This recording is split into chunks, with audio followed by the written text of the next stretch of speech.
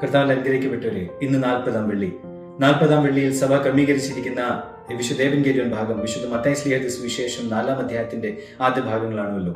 ഇവിടെ നമ്മൾ കാണുന്നത് the temptation of Jesus Christ ആണ്. സത്യത്തിൽ നമ്മുടെ ഈ പരിശുദ്ധ 50 നോമ്പിന്റെ ആദ്യത്തെ 40 ദിവസത്തിന്റെ സാഹിത്യം ഇത് തന്നെയാണല്ലോ.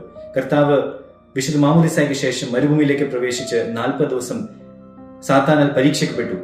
അവിടെ എങ്ങനെയാണ് സാത്താനെ നേരിടുക, വാക്കുകൊണ്ടും ചിന്തയും കൊണ്ടും പ്രവൃത്തിയിലും ഒക്കെ സാത്താന്റെ എല്ലാ തന്ത്രങ്ങളും അത് മറികടക്കുവാനുള്ള ഉപായങ്ങളൊക്കെ തമ്പുരാൻ നമുക്ക് നല്ല മാതൃകയായി നമുക്ക് കാണിച്ചു തന്നു. കർത്താവ് ബലപ്പെട്ട് ഈ 40 ദിവസത്തെ ഉപവാസത്തിലൂടെ ബലപ്പെട്ട് തന്റെ പരസ്യ ശുശ്രൂഷ, താൻ ഏത് ലക്ഷ്യത്തിനു വേണ്ടി ഈ ലോകത്ത് അവതരിച്ചുവോ അതിലേക്ക് പ്രവേശിക്കുവാനും ബലം പ്രാപിച്ചതൊക്കെ ഈ 40 ദിവസ ഉപവാസത്തിലൂടെയാണ്.